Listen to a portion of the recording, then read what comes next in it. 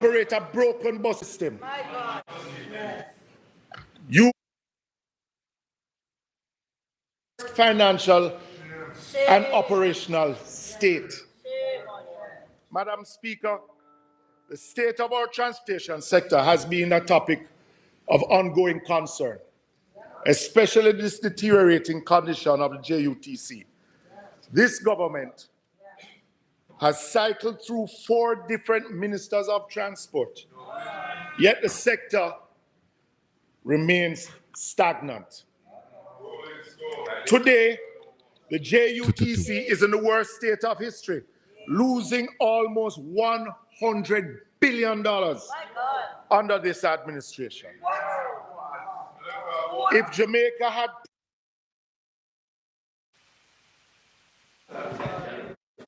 because farebox revenue,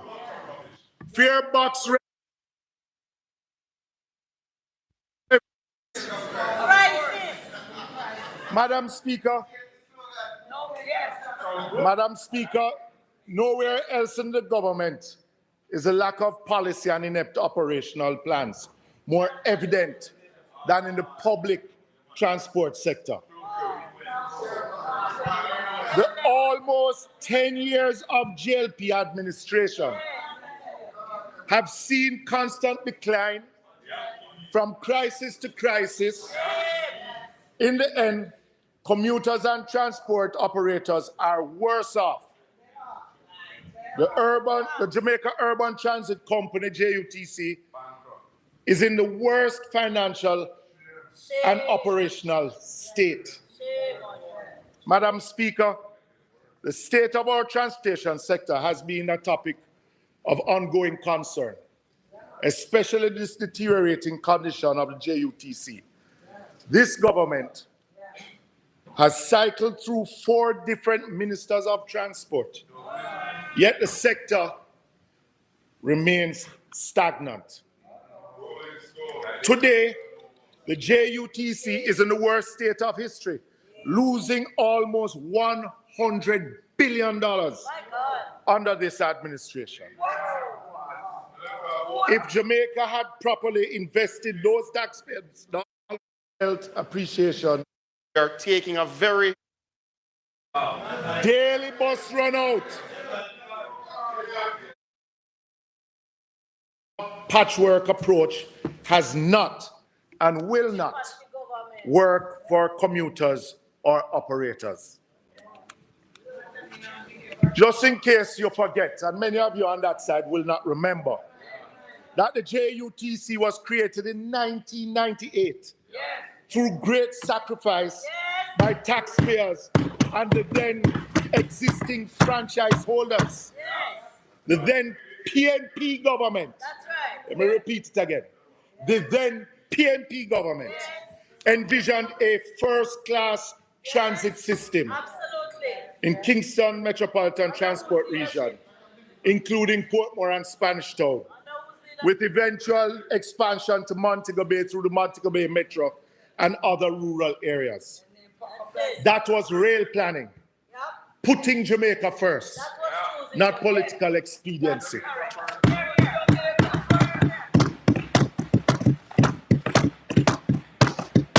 But where are we now? Let the numbers speak for themselves, because you like talking about let the numbers speak. Passengers carried in 2016, 63 million passengers. In 2024, 18 million passengers. Daily bus run out. Daily bus run out. 450 daily. In 2024, 203 buses running out daily. But it even gets worse, Madam Speaker. Operational cost recovery in 2016 was 70%. In 2024, 12%. It even gets worse than that. Because farebox revenue fare box revenue in 2016 was $4.5 billion. In 2024, a mere $1.4 billion. This year, the JUTC is expected to record a loss of $13 billion with a government of Jamaican subsidy of $11 billion. Despite operating with less than half the required fleet, shame on you. Taxpayers are spending more to operate a broken bus system. You are more concerned about headlines than dealing with the reality of an ailing JUTC. Blessed is the man that walketh not in the counsel of the ungodly, nor standeth in the ways of sinners, nor sitteth in the seat of the scornful. But his delight is in the law of the Lord, and in his law do we meditate day and night. For we shall be like trees planted by the rivers of water, that bringeth forth our fruit in our season. Our leaves shall not wither, and whatsoever we do shall prosper. Welcome to the Colin Bell Show for yet another Wednesday evening. Big up on yourself. Everybody welcome, welcome. Share up the link. Share up the live. Caribbean Radio HD. Zeno FM. Yes, man. We are on. And of course, want you all to check out my social media angles, you know. Shaka Fame at TikTok. SHACKA at TikTok. Yeah, man. And check out my YouTube channel if you have not done so yet. Portland Spice TV at YouTube. Please subscribe, like, and share. Click the notification bell that whenever we are on, you're on. Wonderful show yesterday evening. This evening will be no different. As we educate you through an entertaining way for your elevation, for you to understand what is happening in Jamaica. We come to you live from the studios of Portland Spice TV, Port Antonio, Portland, Jamaica, in the West Indies. Yes, man, we're up on the rock. Sun hot. Humidity kind of high because there's a little bit of overcast in the sky as well. You know? Bless up everybody. Bless up first time joiners. Welcome to the chat room. Yeah, man. All the people who have always been in there. Big up Yvonne. Yeah. Auntie Elaine, good evening to you. Jeff. Yes, man. Brother Lee Croft, Melrose out of Montego Bay. Good evening. Welcome to the show. You were listening a while ago to Mikael Phillips, and we're just taking the little piece of his speech yesterday in the sectorial debate, telling us about the dilemma at the JUTC.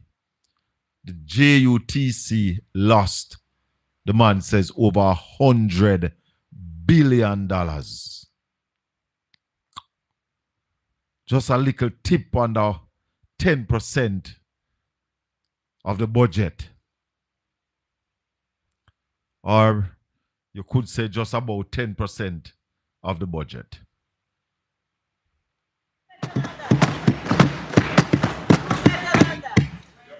Shame on you. I bet he knows. I hear say you owe some money a back road, you need to go pay the bill. Madam Speaker,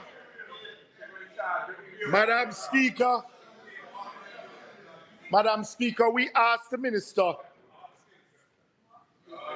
for answers during the Standing Finance Committee in March. And that's why, Madam Speaker, for me, the Standing Finance Committee, we are really making a dolly house of the Standing Finance Committee. Because when serious questions are asked, no response is forthcoming. But yet still we are required to come here to hold the ministers and the budget accountable. But in March, I asked the questions which the minister promised to respond to. But up to now, we have not gotten any response. So let me remind him, because the public still needs and demands these answers. What would cause a $1.8 billion increase in salaries at the JUTC for this fiscal year, as stated in the public bodies, from 4.32 billion to 6.12 billion, and still running out half the fleets of buses? What would cause a $414 million increase? $414 million increase in toll charges from 194 million to 608 million. I would implore you, if you don't have the answer, quiet. Madam Speaker, currently 127. No, but remember, currently 127 of the 200 buses in operation are CNG powered buses. Yet, only one CNG fueling station is at the Portmore depot out of all 3 depots operated by the JUTC. While CNG buses are deployed to Spanish Town and Rockfort, so these buses must drive from Rockfort and Spanish Town to refuel at Portmore. How does this make any sense? The current fueling station at Portmore, Madam Speaker, has a capacity to fuel 150 buses. And we are at near full capacity, 127. And 70 more CNG buses are scheduled to arrive in the country in July with no other fueling capacity. Where exactly will they be refueled, Madam Speaker? This is another example. It cannot be refueled at Portmore because it only has a capacity for 150 buses. This is another example, Madam Speaker, of poor planning and administrative failure. All right. Thank you, Mikael. So we have heard some of the questions. We have heard some of the things happening at the JUTC. In 2016, they were rolling out 450 buses. Now 203.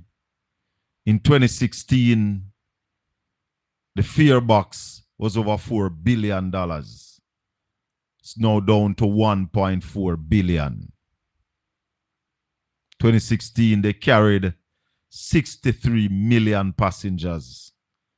2024, 18 million passengers. It shows the level of mismanagement and the defunding of the JUTC. Because if you don't have the amount of buses, you can't carry the amount of passengers. Clear. That is indicative of the bad management, poor management shown by this government.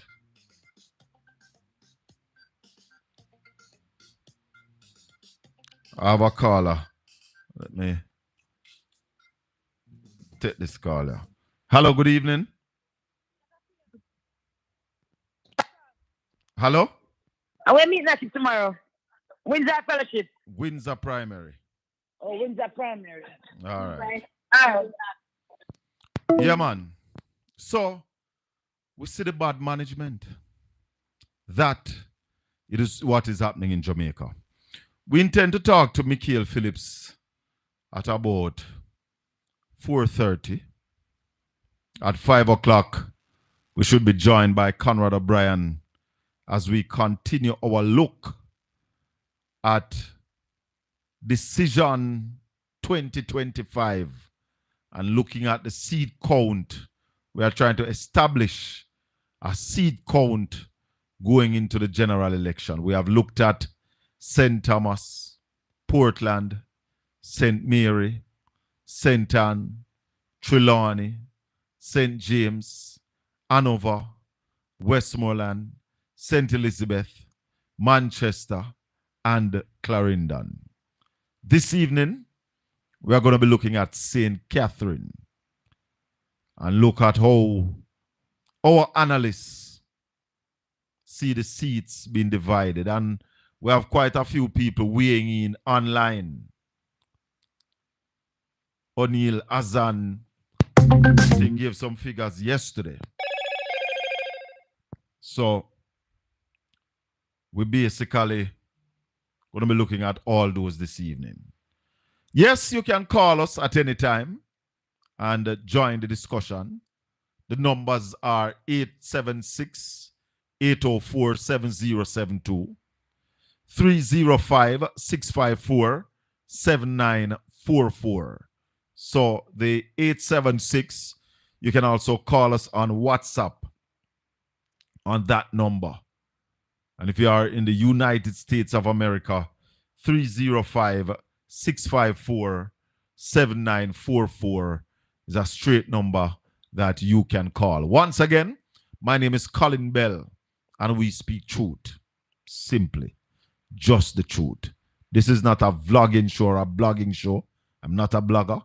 I'm a broadcaster. And we aim to be accurate. That's what we believe media ought to be. Accuracy. Shaka, from COVID, I have been asking one question far and wide. Maybe you, Shaka, can answer. Where is the JLP getting so much money, yet it's pure mismanagement taking place? All right, so when the economy was crashed in 2000, between 2008 and 2012, coming out of that disaster, certain things had to change. And we moved more to direct taxes, cut down on what we call indirect taxes. So things like NIS and all of them, something there. We basically cut those, increase the income tax threshold, put in more tax measures so that we are collecting the taxes that we never used to collect. Making some business, some way of putting your business together easier. So the government is collecting way more in taxes. Even though you hear them talk every time, no new taxes. They are collecting hundreds of billions more than any other government used to collect. And those came out of some of the legislation put in place by the last PNP administration led by the most honorable Portia Simpson Miller. And Dr. Peter Phillips was the finance minister with Mark Jefferson Golden as the justice minister and one of the persons who piloted most of those bills through the parliament, craft most of those bills. And hence, the country's tax system is better structured, more efficient, and is collecting more of what it used to miss out. So that is where the money is coming from. We are also getting money to borrow at a little cheaper rate based on our debt to GDP. So that's where some of the money come from. So more collection of taxes, even though the government said no new taxes, every year the government collect more. In fact, this year, the government expect to collect what? $150 billion more in taxes. I don't remember the exact figure, but there's an higher expectation in tax revenue this year than previous year based on those measures that were put in place. If the American economy is struggling, how come Jamaica economy is so prosperous? The average American is struggling to buy food and to pay rent. Well, Christopher Campbell, what I'll tell you, that is the same thing that is happening in Jamaica. the United Nations food section said over 51% of Jamaica is suffering from food insecurity. Over 51%.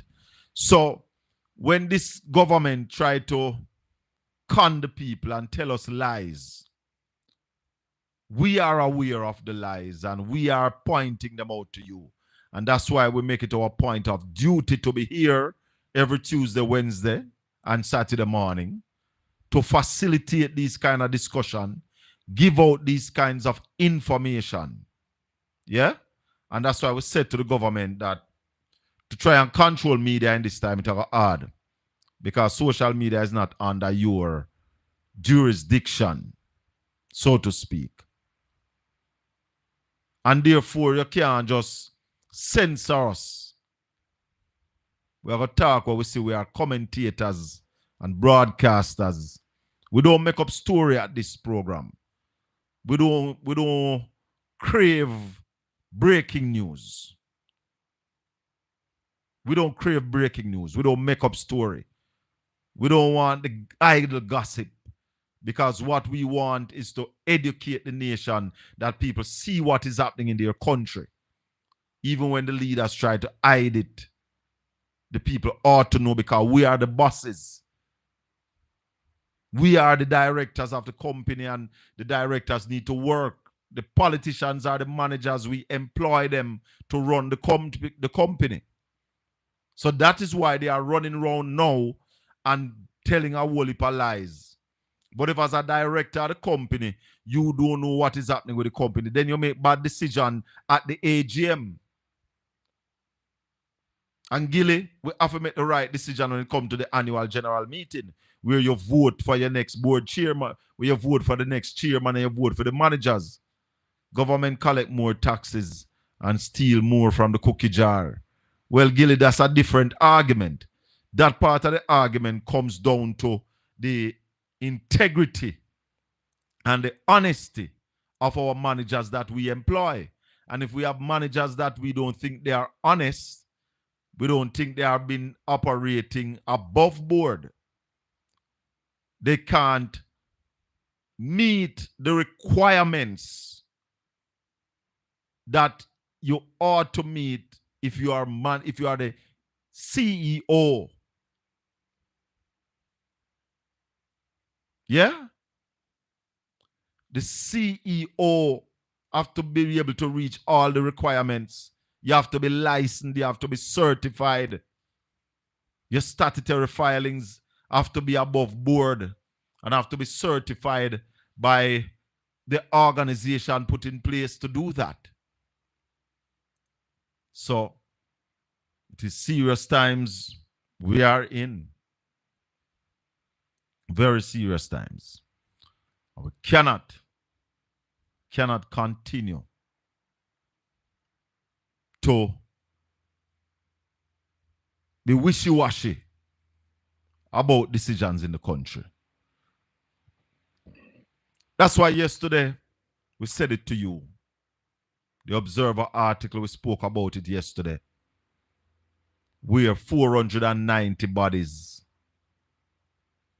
490 autopsies have been delayed. We know about the issue of ministries not furnishing the Auditor General with the necessary information as it relates to their spending.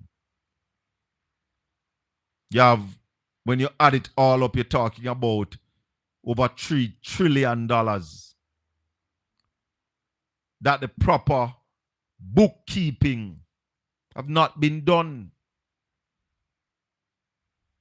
So the Auditor General can't reconcile. And she tell us that. And we see a lot of people getting fat on the hog. Arlene, good evening. Good evening, Nikki Boo. Christine, good evening. So we have to ask the pertinent questions. But we need your support out there. Because when people have power, Them start get corrupt and them say absolute power, corrupt absolutely. That is why people believe that they can buy a drill for 10 million or less or around there and sell it back for $30 million to the government. So these things also come down to a thing called credibility. You see what I say, Carlton? Credibility, integrity, honesty. And there's also competence, ability. Because some people don't have the competence in the field that they are in. So therefore, the people them who are working at the field who have the competence, because sometimes, it's not the minister devious, It's the people below him devious, but because him not have the competence, him can't pick it up. So, we have to know what we are saying. Hello, good evening. Welcome to the Colin Bell Show. Yes, blessed Sir Colin. Wagwan. There, man. Me have two things I want to ask. I don't know if it's in relation to your current topic still, but it still have to do with Jamaica, right? Let me hear them. How does the government allocate income tax? All the income tax going to what is called a consolidated fund. So when they read the budget, all the income tax that they intend to collect makes up that budget. So the budget is made up by your income tax revenue. It is made up by grants from other countries or other organization that gives grants. And it is made up by loan. So all of them going at the consolidated fund, which this year, it is what, 1.3 trillion, somewhere about there. Okay. And as I said, that it is the consolidated fund inclusive of your income tax and, as you said, grants and loans. Yes. Okay. So that means education, we pay education tax It goes separate from income tax. But that goes into the consolidated fund too. And all right, so then how you determine? So it is the government that determines the portion that goes towards road, the portion that goes towards education, hospital, and so on and so forth. Education, security, health. Yeah, it's the government that determines that, the cabinet. Okay, we don't want to forget a better anchor. Sometimes when we say income tax, I say, what is I go towards? Is it a fixed road, a pay staff? All of them, it go to all of that. All of that it go to. Okay. And the next thing, there's two infrastructures in Jamaica that I feel my taxpayers' money was well spent. And you can correct me if I'm wrong, but the Emancipation Park wasn't that built by taxpayers? Yeah, but I think it come. I'm trying to remember if NHT money build that. I don't remember, but it's still taxpayers. But technically, we still pay NHT, so right, that still be taxpayers. But NHT not going at the council fund, yeah? And it's not everybody pay. And it's not everybody pay NHT. Okay, but me could say a portion of it was funded by NHT and a portion by the government, so to speak. Even if NHT are some taxpayers, yeah. Okay, so me can safely say it, and it is free to enter. The public can access it and everything. So that's an infrastructure that was well put together and well maintained, right? Yeah. The transport center in Halfway Tree is another infrastructure that I think was well built, and it's well maintained. Or to this date, I can go to that restroom and I feel like I'm going to pass out if I'm going to use the restroom at transport center, right? Well, I can't say nothing to that. I think I've been in that transportation center once. So I can't speak to it. So I have to listen to you. Yeah, man. Me a town man. So me know about transport center. I know about Emancipation Park. And I'm happy that you say it is good and it is still well maintained. Continue. Yes, so those two infrastructures in my mind are the two best infrastructures that were built for the public use. You understand? So my question is, how are these what would I say now, institution, or maybe just keep it at infrastructure? How are they maintained and kept? And why can't other infrastructures be kept like these two I just mentioned? Let me tell you my thoughts on it. If you have good managers of these facilities, because I think government would take care of Emancipation Park, or I don't know, I'm not sure about the arrangement, but whoever is taking care of these places, the management is competent and the management is consistent. Because one of the things we have to have in managing facilities like those is consistency. So I bring them down to good management, but it's also, I would want to imagine that the transportation center would be managed by the JUTC. I'm not sure. But when you have good people in some job, they make the difference. All right. So another point I want to ask you a question, because you're one of the man them when we can put things to and you give you information. Now, with the crime rate in Jamaica, right, Colin? Talk to me. If an officer, God forbid, KILL, a citizen, whether it be a gunman or not, Yeah. right? Yeah. And two criminals were KILLED. What happened to that officer, even if it was rightfully so? What happened to that officer? Is he removed for psychiatry, what you call that, therapy? Counseling to get some counseling and make sure I'm in the right frame of mind before they put him back on duty? How does that process work for an officer that had to discharge his firearm that led to the loss of life, whether justified or not? I would want to think, and back then I had some information that once that happened, there would be a level of peer counseling and stuff like that, and depends on the record of the officer, then it would be dealt with accordingly. But I don't know what obtains now, but I definitely want to believe that if an officer unalives somebody, then the necessary counseling and time off would be done. I am not sure what is happening now. But by no means would this man get up the next day and go to work. I would not say do no. you think that is a possibility that we could have had an officer that KILLED someone today, Wednesday, and report to work tomorrow, Thursday?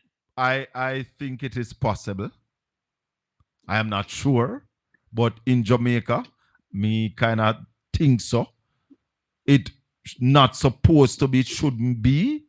But then when I said back then, I had a little knowledge of what used to happen. And that's why I said to you, based on the record of the officer. Yeah? Where the officer. So it depends, but I don't know what obtained now, so I can't speak to the present. In a definitive because way. I'm wondering if they are letting let me say loose animals and the people, because think about it, Colin. We're going 140 now, right? Hold on. Somebody's saying that where they are. I don't know where you are, sir. Rob, I don't know where you are, but the person is saying if an officer discharges firearm, he's taken off duty until an investigation is complete. Now, you go ahead, Carl, and say what you were saying about Jamaica. So if that obtains, which I asked someone and they said that is what they know of. If that obtains, are we to believe that out of the 100 and call it 40 people that have lost their lives so far, is 140 police do this? If 140, well, you might have one who have done more than one, eh? Oh, but if him have him remove from front line until investigation. it is not even investigation. just process and making sure he's okay mentally. Mentally, right yes. frame of mind. Yeah. A mental health or whatever.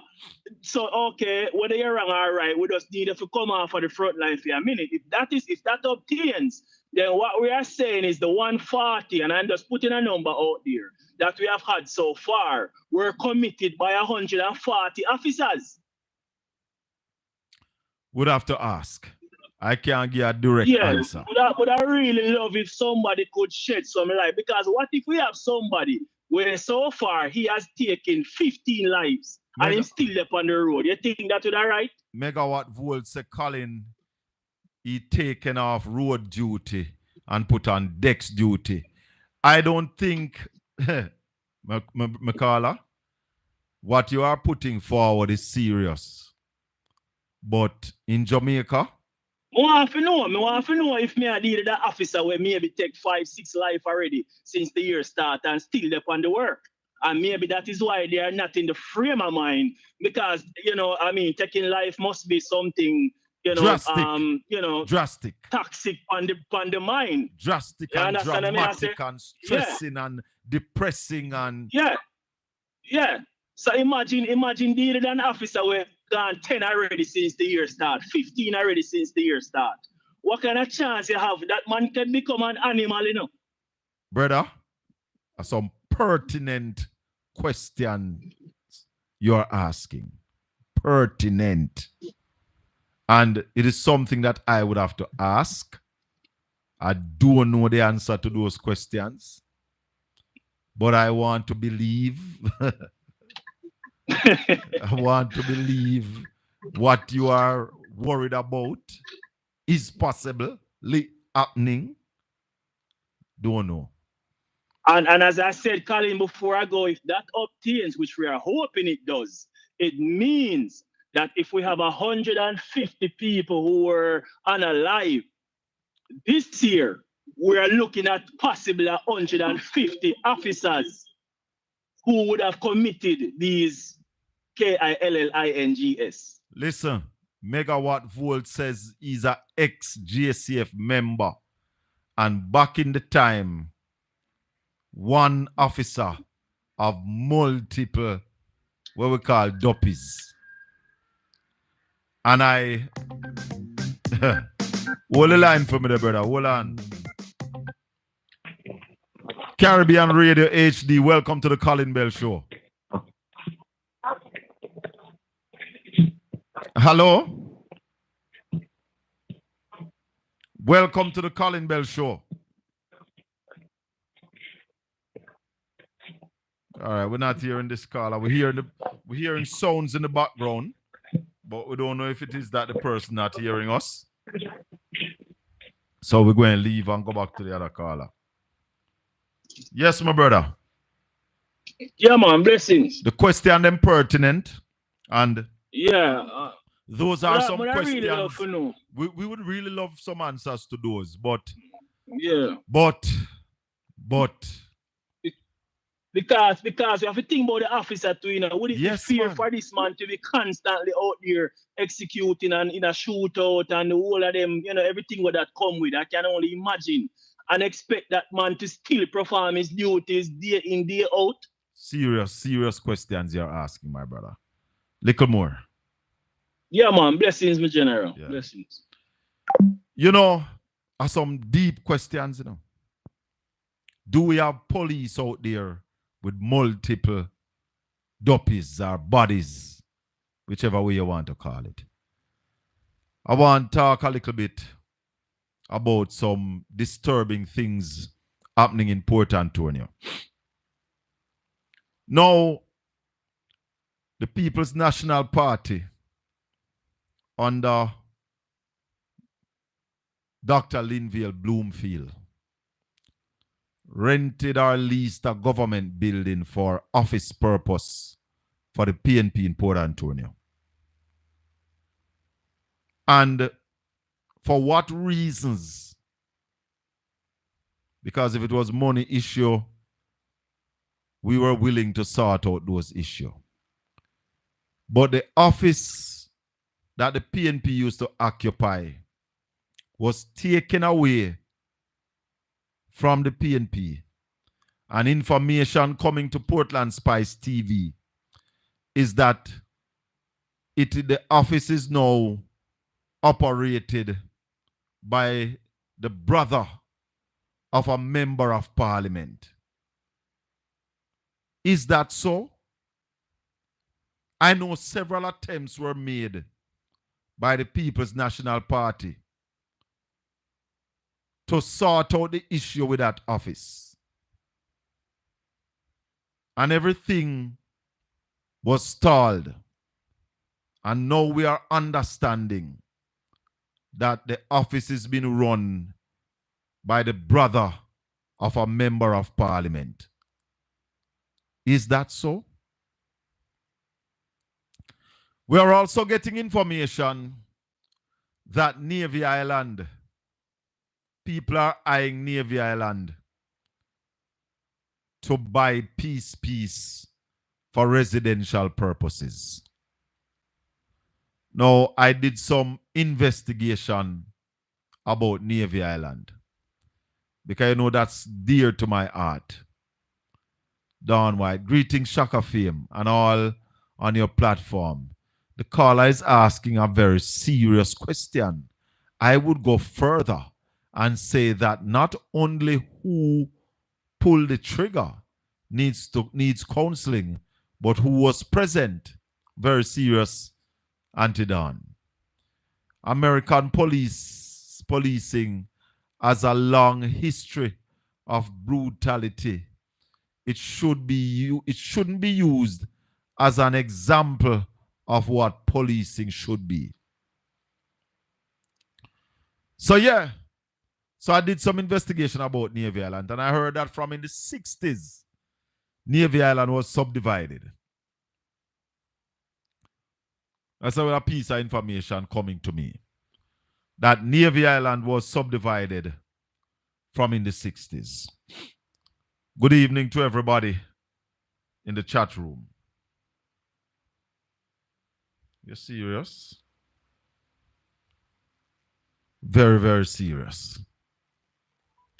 Let me try and get Mikael Phillips on the phone. Shadow Minister of Transportation.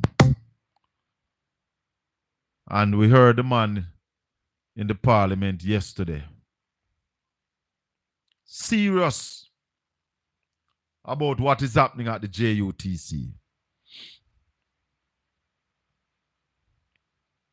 Very, very serious. Hello, good evening. Good evening. Welcome to the Colin Bell Show. Yes, good evening. Hello? Yes, good evening. Yeah, good evening. First time caller. Yeah, I was listening to You're breaking up. Circle one place and talk to me. Go ahead, caller. Hello? All right, when you find a good place where you can talk from, you call me. Yeah, man, you ready for me? Hold the line, hold the line. All right, so we have Mikael Phillips on the line. Shadow Minister of Transport. And we heard him yesterday in the parliament telling us about some serious things happening at the JUTC. Mikael Phillips, good evening. Good evening to you. Good evening to your listeners. Good evening to everybody from Portland and all over Jamaica and the world. Blessings. MP Mikael Phillips out of Manchester is what? Southwest Manchester? Northwest Manchester. Northwest Manchester. 3-term MP. 4-term loading. Mikael, yes. We heard you yesterday with some shocking numbers. You said that the JUTC since 2016 has lost over $100 billion? Yes, in loss. Over $100 billion in losses. How so? You're correct. Well, if you look at what has happened since 2016, prior to the buses that came last year that were ordered by the government through the JUTC, the last set of buses that the JUTC got were in 2016, buses that were ordered by the previous administration. Yes. When Omar Davis was Minister of Transport. And this government has taken a decision, an executive decision, that they would not have ordered any buses for at least 5 years. Well, it went on to 8 years before they ordered any buses. So they defunded the JUTC, you'd say? So they defunded the JUTC. So what you saw was less buses being rolled out. With less buses being rolled out, the fare box was now reduced. As I said in my presentation yesterday, in 2016, the fare box was 4.5 billion. And last year, the fare box for the JUTC was 1.5 billion. Down by 3 billion. The reduction. Sorry? No, I was saying down by $3 billion. Down by $3 billion. So then the age of the buses were anywhere between 10 and 15 years old, which would now require more parts. So your fleet had a run out of 450 buses in 2016 and coming down to a rollout of 223 last year. Right? So you will now see that the JUTC was now in a worse financial state, where the subsidy that was given by government to the JUTC increased from an average in 2016 of about $4 billion to about $11 billion last financial year. So hold on, slow down. You're saying in 2016, the government used to subsidize JUTC by what, 4 billion? About $4 billion, yes. And that time we had over 400 buses. Yes. And then you're saying now in 2024, the subsidy is over 11 billion? Yes. Oh.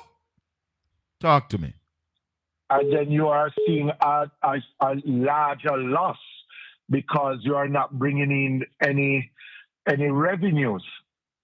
So, but yet still their payroll salaries at the JUTC was still in the capacity of about 2 billion. No, well, 3 billion is going to be increased to about about $3 billion. So, but with the bus count down by about 50%, what is the cause of the salaries still at the same or even getting higher? You said this year it is going to be $6 billion in salary. Well, it sounds trivial, but it's keeping the same amount of employees for half the amount of buses. So they still have the same amount of drivers as if they had 450 buses. But how do you do that? How that makes sense? Make that work. I've always said, if it was a private entity, it would have been locked up and classified as bankrupt a long time ago. So, with all this, what is this hype about JUTC?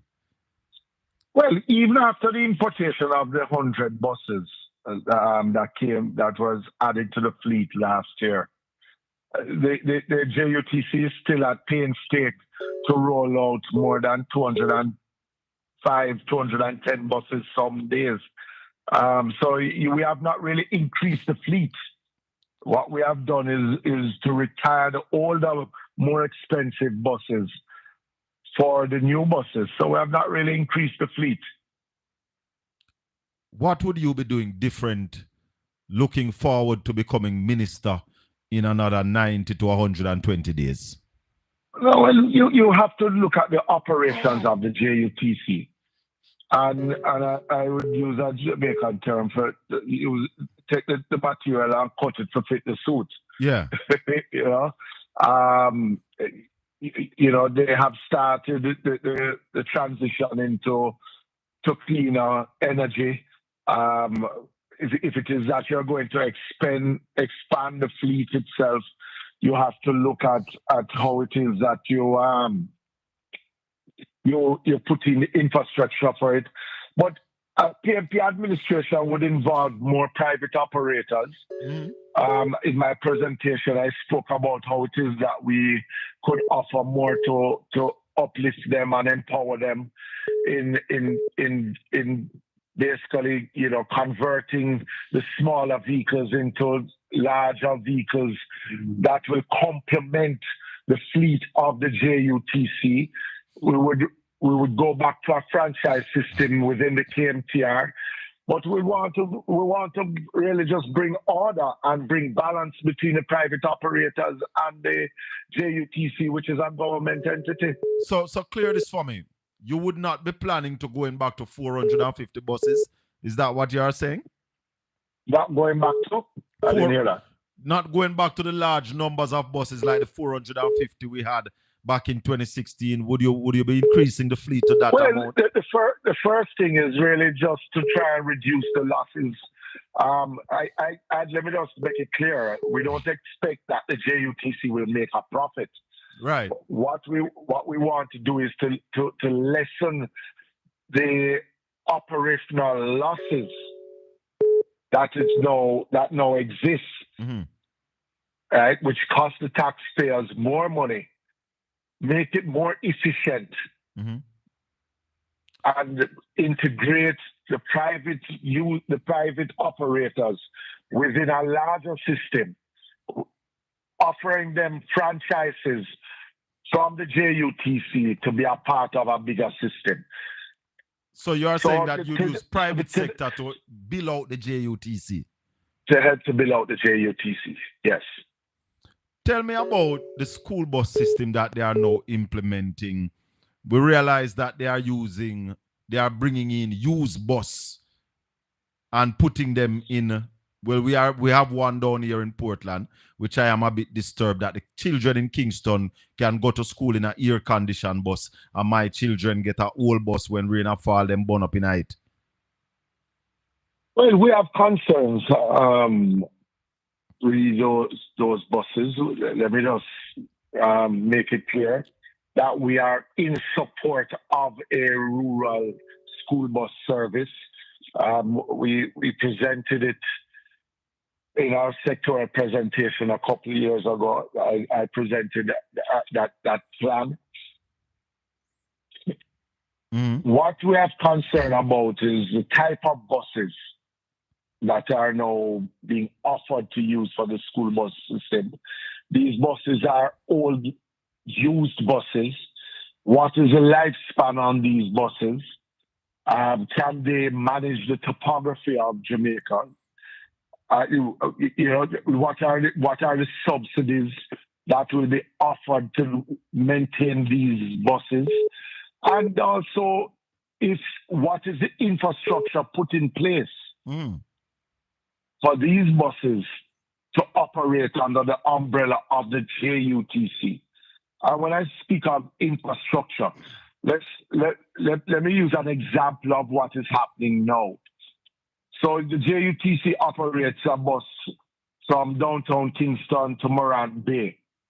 When that bus reaches Morant Bay in the evening on its last trip, it is parked at the police station in Morant Bay because there's no infrastructure in place for the JUTC to park the bus, to refuel the bus, or any of the things that are required for a modern transport system.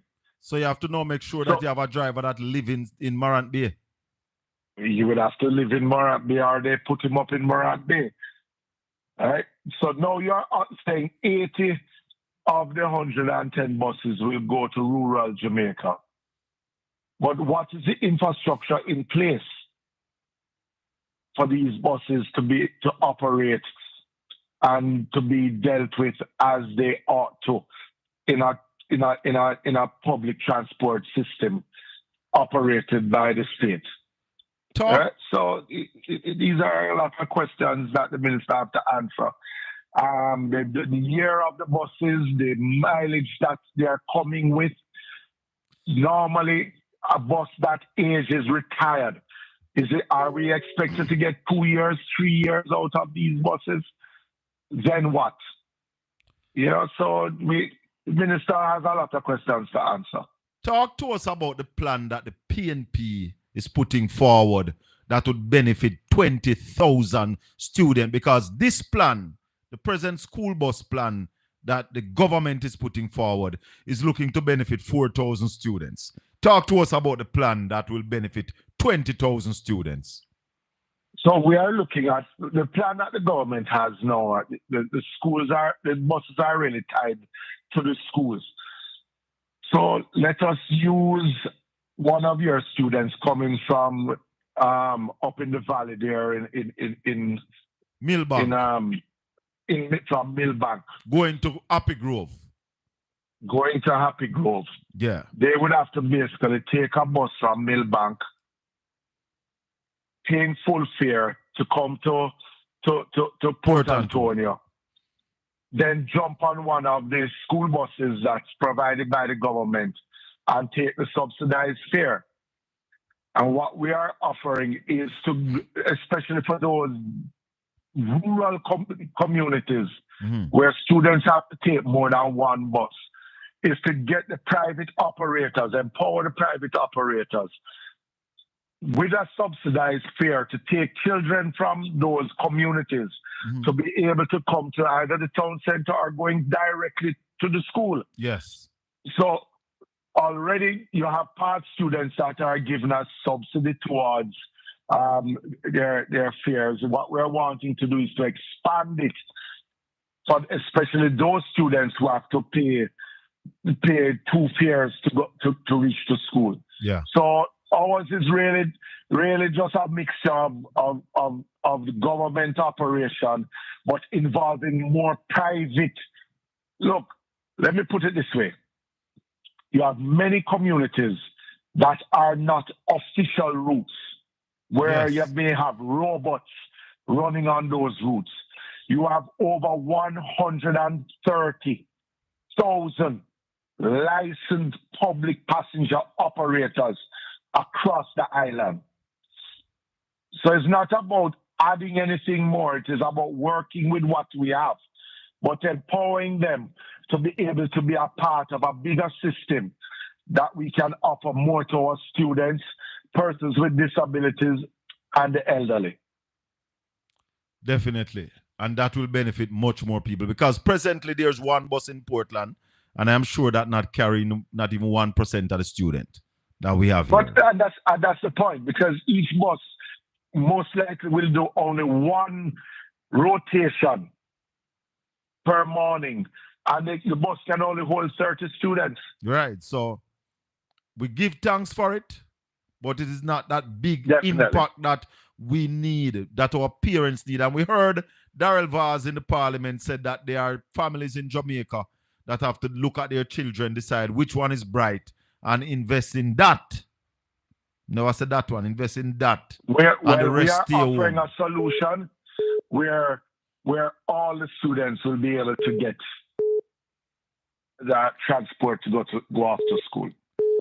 Because you have to remember, most of the children in the community will go to the primary school in the community. So it's easier for them. Right. So this is more for the high school and those that's going to tertiary in some instances.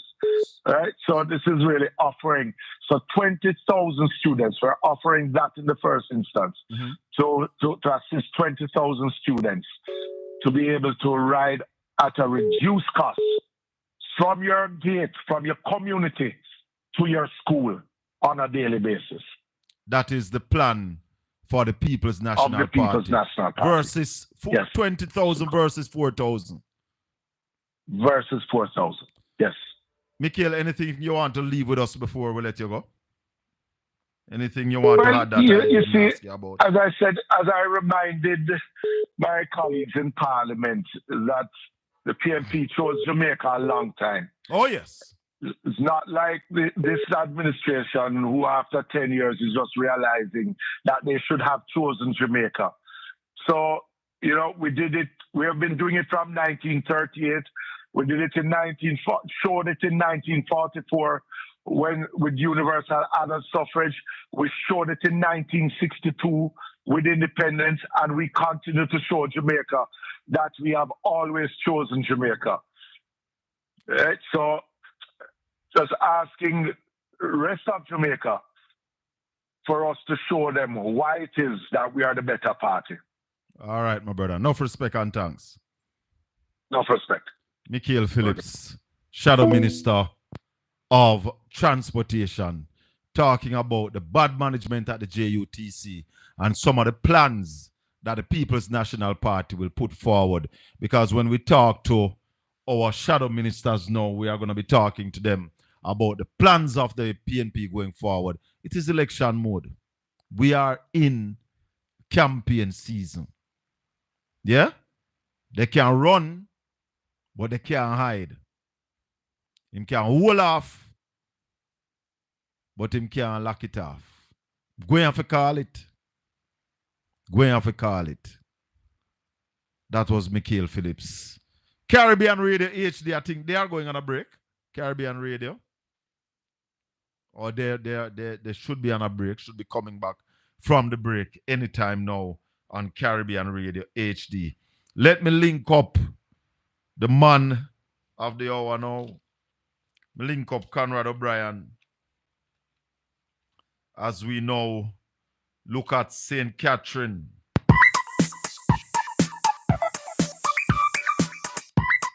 Ed boy. My brother. Wagwan. But I miss it, man. I was tied up. I understand, man. I see the message. Yes, the message. Well, it was good to hear Mikael a while ago, you know. Yes. At least to hear vision for transportation. Yes. And in map, we should obviously that there is a roadmap for the school bus program, not just one bus, but buses. Because rightfully, you know, when you have children who live off the main, like when I used to go to school, I used to live in Fruitfulville. Right. And up in the hills. Right. Yeah. If you miss Gabby bus, dog, near your supper. But then under Jigs Ennis, we had a school bus system that used to leave Buff Bay, come through Bybrook, Skibo, Iton Side, Swift River. Sometime it come a Fruitfulville. Sometime it depends on if it's full. So we don't always catch it, or sometimes we come a ring, come a walk, come a Cashridge, come catch that. You know? And then one. But how was the roads? But then West Portland had road. Well, we had some roads. The roads were not all that bad, yeah. Because it's one thing that the Jigs used to ensure that the roads were kept. You know? Right. And then you used to have one of the school buses. I remember that little boy going up into the hills of Portland, coming from St. Andrew side. Yeah, one of the school buses used to come from Hector's River, come down from Hector's River as well. So we are not new to school bus here in Portland. We used to have them. And I just want some better ones because, you know, we have a lot of rain from time to time. And if you manage them buses in the rain without air condition. Well, Shaka, what's your view on this green dot poll? You're studying it? We have Conrad on the line as well. Conrad, good afternoon, sir. Hi, Colin. Good afternoon. Good afternoon. The fireman. I greet you well this evening. I greet your listeners and your viewers well. Yes, man. And Colin, let me say quick off the bat that Jamaica has become a very litigious society. Jamaica has become a what? A very litigious society. A society where everyone, where once you open your mouth to ask the government or government official questions, you are slapped with a lawsuit or threatened to be sued. Yes. And I see that, Colin, as the new way of basically imposing the dictatorship on the people of Jamaica, not allowing us to say anything. Colin, I sent you a clip just now. Don't know if you can retrieve that clip. It's a clip from my program yesterday from Omar Azan. I was trying to call you earlier to inform you that I had sent it to you. Which one are the number? Which one are the number you sent it to? I sent it to this the regular number, your regular number I have. Hold on. Yeah, that's the one I want it to be on. 13 minutes and 26 seconds. Yeah, but you don't have to play all of it. It's you can move to about tip out about 3 or 4 seconds out of it, and you can play the first. You can you want the first part. You want the first part of it. No, you can remove the first part. The first part was essentially introducing and so on, and coming back from the break. You'd have to give me an idea what time in it we're to go, because I couldn't cut it down. That's what I'm saying. So go down to about 3 minutes into it. Start from there. All right. In the meantime, Ed Boy was just asking my views on the green dot poll. Eh? On the green dot poll. What are your views on the poll, Obi? Well, Colin, I really don't waste a lot of time on it, but suffice it to say, Monday, and I did call you Monday morning, Colin, while I was driving into broadcast house at Newark. And I said to you that I was listening to the news and I heard synopsis. Oh God. Can somebody mute us? I don't know what's happening, Colin. My ears. I don't know which one of your background is noisy. Go ahead, Obi. Let me see. My background has nothing in, but yes, it's a little better now. So, and I did say to you, Colin, that I heard something, and I asked where they were rolling the wicket with the poll coming out. So first thing they started to say that the poll is showing incrementally that the people are saying that the government the government has improved in terms of its positivity and so on. More people say the government has moved in the right direction, and I did say that here it is. This is the wicket being rolled.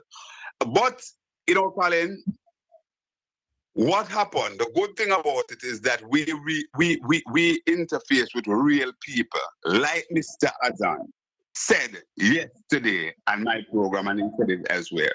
We're real people, and the truth is that poverty is on the rise.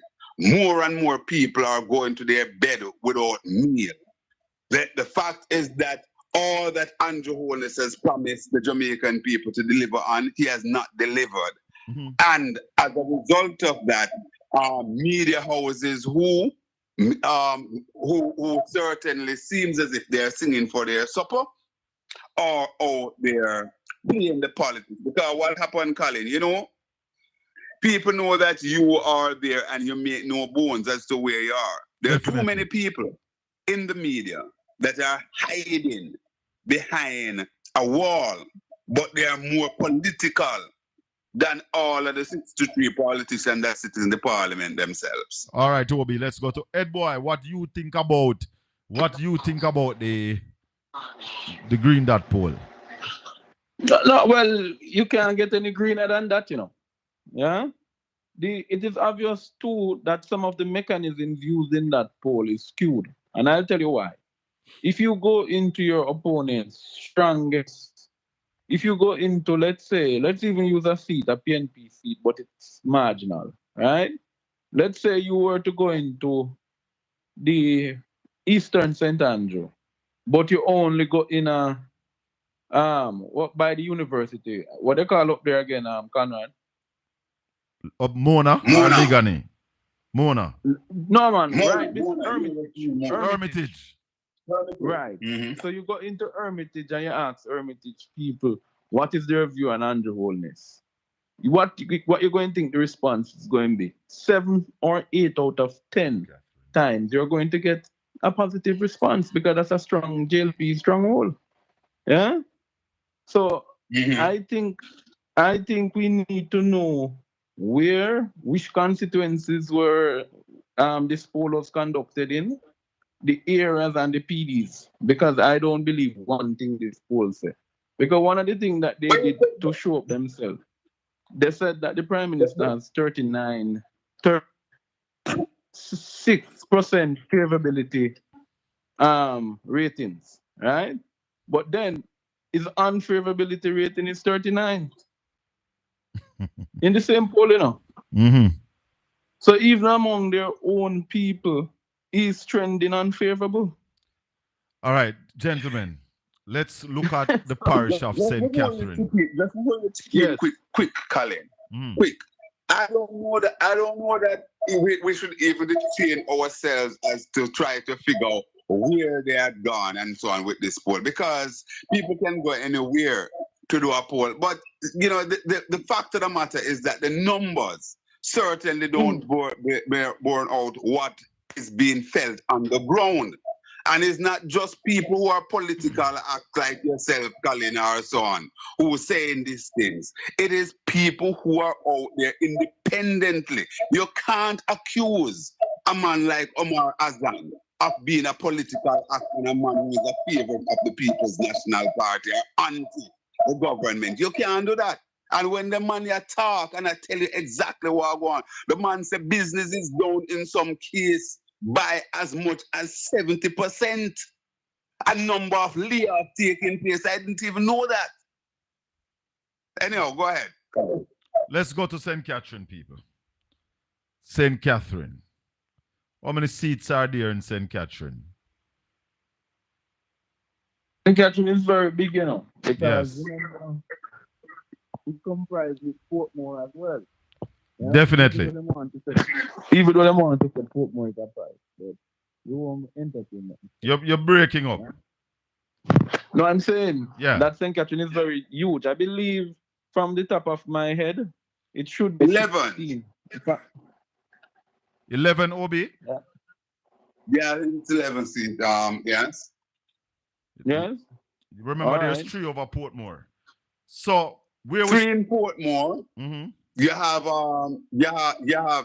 3 in the hills there, 3 towards the Linstead side. That is to say northeast. Then you have Damien there. That's 2. Then you have Natalie. That's 3. And then you come into the greater Spanish Town, into the Spanish Town here. You have Christopher Topton. That's 4. You have Andrew Wheatle. That's 5. You have Dennis David. That's 6. That's 6. And you have Babs Grange. That's 7. Warmington, you have, 8. Then you have Warmington, that's 8. And 3 over Portmore. And 3 over Portmore, so that's 11. All right, so where we starting? Did you count Kerry Morrison? No. So that's 12. Who? Okay. Karin Morrison. Yeah, man, that's where I start. Northeast. That's where you start. Okay, so that's 11. Okay, that's where I start. 11 and 3 in Portmore. So let's start with Carisia. Let's start there. Carisia Morrison. It's 11 total. It's 11 total to include the Portmore 3. Right. The Portmore 3 is added to make it 11. Showerman, hold on, Showerman. Give a little time and then we'll take your call. All right, Showerman? Give a little time, we could go through it and then we'll take your call. Hey, Showerman, I registered early, you know. So tell me something now. Carisia Morrison, who we have a go up against her? We have what's it called? We have the banker. Who? The banker. Hey, boy. Yeah, man. I don't remember her name. But Higgins. I know it's a woman. Her name is Higgins. Her name is. She's from the constituency, and she spent a lot of time there. And it is interesting to note that Andre Hilton. Wow, the nice killing it. Andre Hilton, former member of Eastern St. Andrew, who is also from in the hills there. You know, he is extended with her campaign director. And I spoke to Andre recently, and he said to me that we should not rule out that seat for the People's National Party. However, one must understand that that's a seat that had gone with the Jamaica Labour Party traditionally. So apart from when Phyllis, the last time it was won by the People's National Party was with the late Phyllis Mitchell. And of course, that dude then had talent, and then, the court had basically awarded that dude the seat there. So it has strong JLP seat. It's one of those cane belt seats in the hills there. And if you notice, those seats kind of have a tendency of going with the Labour Party. However, I understand that there are heavy lifting going on there by the PNP candidate. But I would still call it lean JLP. I see all right, lean, Obi. lean JLP. Ed boy, where you go? Sentiments are same. I express the same sentiments as Conrad. He's on point. So I would call it leaning JLP. All right. Where we go from there, Conrad? Let's come down the hill there. So we go to Northwest St. Catherine, where the education spokesman Damian Crawford is, and that is a showing. Damian is home and dry. Ed boy. As a matter of fact, I expect the numbers to come back to where it used to be. Absolutely. I'm looking for the numbers that they used to win that seat by about 1,000, 2,000. Yeah? Man, that seat used to be won by all 3,000 votes and so on, counting in its heydays, Bobby had large majority, but it started to dwindle. And then, of course, in the last election, Hugh Graham scraped home. But it's a consequence that the PNP won with margins up in the 4,000 and so on in its heyday. All right, so that's Damian Crawford. So one for the GLP, one for the PNP. Where we go next? Natalie Nita Garvey. Yeah, man. Natalie Nita Garvey. We don't have to waste any time on that either, Colin. No waste any time there. Moving right. So that goes to the PNP. Moving right along. That goes to the PNP. The PNP. Then we move over to Tufton. O'Neill Azan has made his call, O'Neill Azan says 6-5. 6 to the PNP, 5 to the GLP. Anyway, let's continue. We are at the health minister. No question, Zach. Tufton will win again. JLP. Tufton will retain that seat. That's 4 out of the 11. Let's move on. Who else? Wheatley. Yes, we're going up against Sure Wheatley. again. Wheatley will win there handsomely, I think. So that's 3 for the GLP. That seat is cut. That seat is cut. That seat is cut with in a big way for the JLP. So no worries there. All right. So where we go next? Babsy Grange? No, don't go to Babsy. Come back. Go Warmington before you go to Babsy. Warmington. Okay. Let's go to Warmington. Warmington. Right now I have it lean JLP, but giving the young Dr. Wall very, very good chance. But I have it lean JLP. Ed boy? Yeah. Same view. So let's go Babsy. Nothing changes. Babsy is showing, without any doubt. Babsy will retain that. So that's 5 for the GLP. Then we move to Denny's. Yes. No question. PNP. Sure PNP. No deliberation there. Sure PNP. So it looks like we are at Portmore now. Yes. Yeah, we are in Portmore now. You want me to go before you, Ed boy? Go ahead, boy, and then I wait. Ed boy is saying counter Fitz Jackson first. I counter Fitz. So you're saying Fitz is a sure one? Yeah. All right. So Fitz. So let's go to... Tell me when we must come in, Colin, because yeah, man, let's go to Dr. Dawes versus... Dr. Dawes is going up against Big Rob. Big Rob, yes. The margin was 200 and something there. Dr. Dawes will win. Conrad? Dr. Dawes will win, and it will go back to old Paul Robertson territory. Hell to win. As a matter of fact, Colin, just to give you some info there, that seat, you see, was the strongest of all in Portmore at once. That seat was even stronger than Fitz Jackson's seat, you know, in the heydays of Dr. Paul Roberts. So we expect that seat to go back to familiar PNP territory. I think Rob should basically celebrate his final few weeks or so in the lower house of Parliament, because I don't see him going back at all. This is the big one. Raymond Price versus Orlando Turlong. The dread ear get cut. Who tell us that the man is a dread? Well, he's not a Rasta. Yes, he's he might be a dread. Yeah. Couldn't be, because no Rasta can be a member of the Jamaica Labour Party. No Rasta. Because no Rasta can. We could take it further, Colin, to say nobody who wear a dreadlock hairstyle should support the Jamaica Labour Party. I'll go that far. So you are saying it like Omar, what's his name? Omar or O'Neill? He had said 6 to 5, 6 to the PNP, 5 to the GLP. Because I'm also calling that for Raymond. I think Price will be back in Parliament. Remember, he went to Parliament out of St. Elizabeth. St. Elizabeth. Yes. And I think he will now be entering from St. Catherine. Gentlemen. So I'm calling all three for and you know what is going to be interesting in that battle of St. Catherine? Because I like Conrad. If the PNP is able to flip northeast St. Catherine, it will be a really tumultuous victory. But can I tell you something, gentlemen? We have not looked at Kingston and St. Andrew. That's the only one that is left. Hold on, Colin. Stick a pin there. Hey, boy.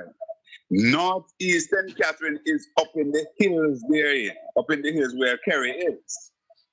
Yeah, man, I know. Northeast St. Catherine. Remember, it borders Western St. Mary and Central St. Mary. So we come down Redwood and all the way down Devil's Racecourse. Yeah, very instructive. That I think the first time that the PNP within recent time tasted victory there, it was a female in the late Phillips Mitchell. Yeah, sorry about that, gentlemen. Sorry about that. Yeah, it was the late Phillips Mitchell who won that seat for the People's National Party. And when you go into that constituency, because I did some work there, as a matter of fact, I worked with Phyllis in the constituency as our press liaison officer for some time. You know, so it's a constituency that I know something about, and certainly it could be the biggie election night there. So that is one with Carissa Morrison you're talking about? Yes. But as I said before, I am having it lean JLP. But Sam Allen in the chat room is saying that Warmington will lose. Oh, we did. Warmington. We had Warmington. What did you say about Warmington? You said Warmington would win. Warmington will win. I don't expect Warmington to lose. Let me tell you why. And I don't think people understand what has happened in Southwest St. Catherine. In 2011, a property was found in Southwest St. Catherine to have 400 electors on it, one piece of lot, one lot. 400 electors on it. But one lot, that's a big scheme. It's an Operation Pride. Mr. A one piece of lot and a 400 voters. No, it must be an Operation Pride scheme. No. 1, 2.5 square. Could be housing trust one thing or small housing trust scheme. Or is it an apartment building? It's an apartment building. What? 20-story? Which 20-story? A house that can house must about 4 people in there. And 400 vote. Then how people how scrutineers allow that? There are no Colin, scrutineers in those areas. I'll tell you something about when you're in a constituency, you always lose it. Yeah? You don't pay attention. One of the things that parties must watch is their scrutineers. I've always said, outside of the party, the amount that the scrutineers get from the EOJ per head, the parties should pay their scrutineers because they are the first line of defense. Yes, man. Yeah, man. In Western St. Mary, there were scrutineers that were being paid by the jail to look the other way. I couldn't agree with you more, head boy. And you know, we're not digging up who whole story, but that seed, one must remember also that seed is the old oh gosh, his name just slipped me just now. It was Bruce Golden and Roddy Lawson's seat. The whole Roddy Lawson seat. And Roddy Lawson basically ruled the roost down there for some time. Remember also that the former women's movement president, Jennifer Edwards, had the seat, and it was a big disappointment when we lost that seat. As a matter of fact, PJ was kind of livid because he brought Jennifer into the executive as junior Minister of Agriculture to Roger Clark. You know, which would have given her some oomph there.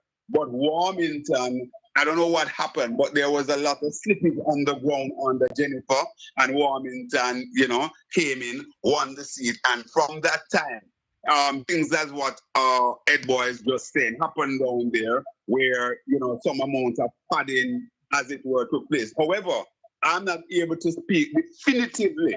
I don't know if Ed Boy can, but I'm not able to speak definitively if those situations have been cleaned up in terms of the anomaly that is were on the voters list there, you know. But I've heard the story where a large number of people live on various pieces of land within the constituency. No house there, nothing. So it was just to use an address. And that is one of the problem, Colin, when you have in rural areas, and that is why I've been advocating that mayors and parish council, municipal councillors must be on a serious campaign for district houses in the rural district to be numbered, and street must be given name. Make people live somewhere. Yes. Have a proper Have an address. We can't in 2025 say, boy, you live a Medston. You live a Medston. Where in Medston do you live? What is it? Need a number. Need those sort of things. Yes. You're correct. You know?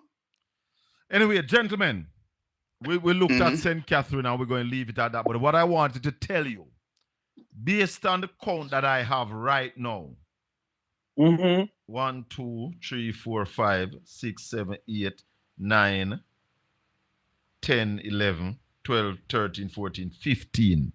Based on the count that I have now, without Kingston and St. Andrew, the People's National Party would win the election. No, man, we did Kingston and St. Andrew last week, man. No, man, we never did do Clarendon last week, brother. No, man, we did Kingston and St. Andrew and we called West Rural. We did Kingston and St. Andrew last week, and when we had the deliberation that we have three seats in Kingston. We were just talking about the seats, but we never got to a seat count. We were just talking about them. Last week it was Clarendon that we did, and this week we are doing St. Catherine, and next week we'll be doing Kingston and St. Andrew.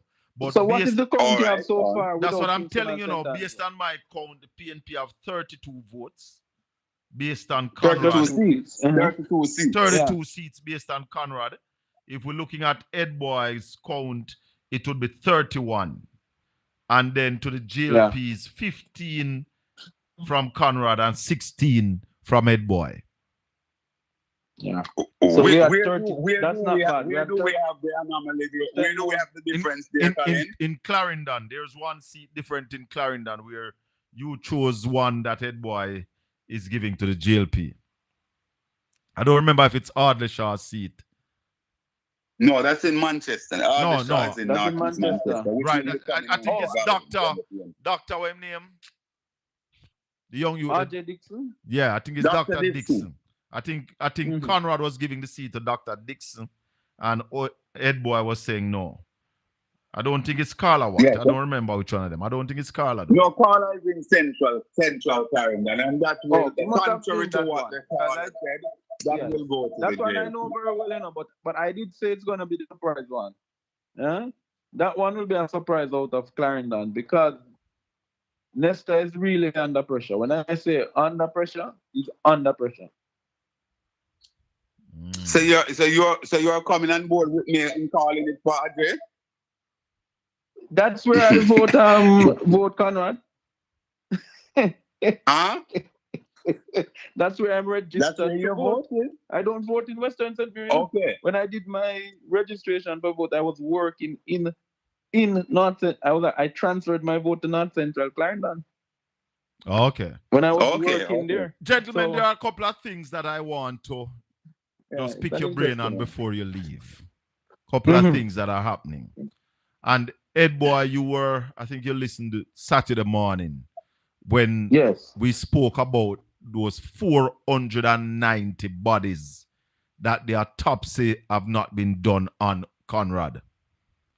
When we look at the murder rate in Jamaica, from November of last year to February, 490 bodies that the autopsy has not been done. So some of those 490 bodies could be determined to be murder victims that have not been counted in the murder numbers. What say you? I mean, well, Colin, Go ahead, what you must understand is that what is happening with first of all, don't listen to no administration that tells you that is the lowest crime has been in 40 years. It's a lie. Yeah? Because what they're doing is comparing this year's numbers with last year. Yeah? You can't, in statistics, Conrad knows this. You have to have a comparative period. Yeah? Which must span over at least a decade. Yeah? Absolutely. To compare. So what they're doing is a basic error in statistics. The other issue with the body, why a lot of these autopsies are not being done? Because when they are confirmed, when the cause of death is determined, then they must add it to the statistics. Right, that's all. Obi, what you say? Well, as Ed Boy pointed out just now, and let's point our listeners and viewers to the Sunday article, the article in Sunday's paper by Professor Charles. Go ahead, Obi. Go ahead. Yeah. The Sunday article by Professor Charles, where he basically rubbished this notion about the crime rate being lowered for 40 years. As Ed Boy said, you can't use 1 year to deal with this thing, because the truth is that if you really look at the numbers, the highest murder rate that we have had in Jamaica under any government is under Andrew Holness. So this kind of woodwinking that we're getting, it is certainly an anomaly, and we cannot use anomaly to really well, I shouldn't say an anomaly, but a period. We're just looking 1 year over another. We can't use that to deal with things. We have to use a trend. It would be similarly, Colin, to how we talk about poll, for example. That is why the PNP is can talk about where their growth, their movements in the poll, because they were at a low ebb and they saw month over month or year over year where the number continued to rise. So you see a trend there. So this kind of woodwinking, but move to the 190 plus bodies that are there. 490. 490. Yes. That's a massive number. And we have to give that some credence, Colin, because it was raised in the conversation by no less a person than Peter Murcott Bunting, Yes. former Minister of National Security, Yes. and present spokesman and national But security. Conrad, hold on. You remember the morning when we were on with Ratty, Jeffrey, and Yes, Marlon? Ratty mentioned raised yes. it, and Marlon was Ratty very raised it as defensive. Yes,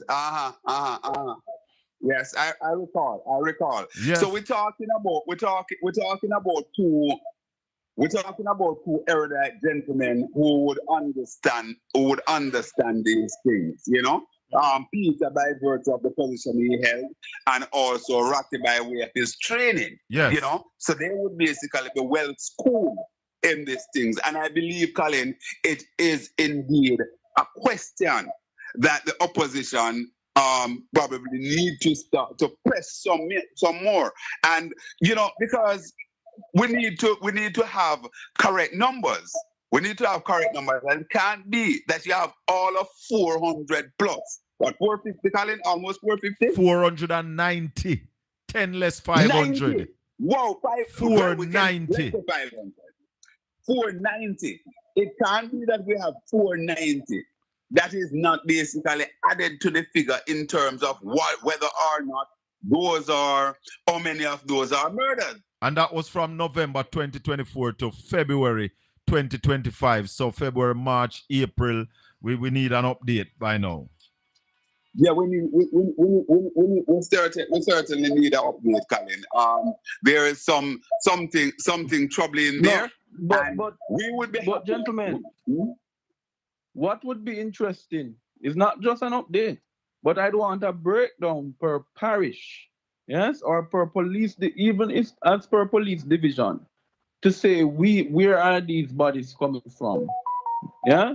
Because then you can have a real comparative analysis to say, okay, if this 20 was in South St. Andrew, that means that their number must be increased by 20.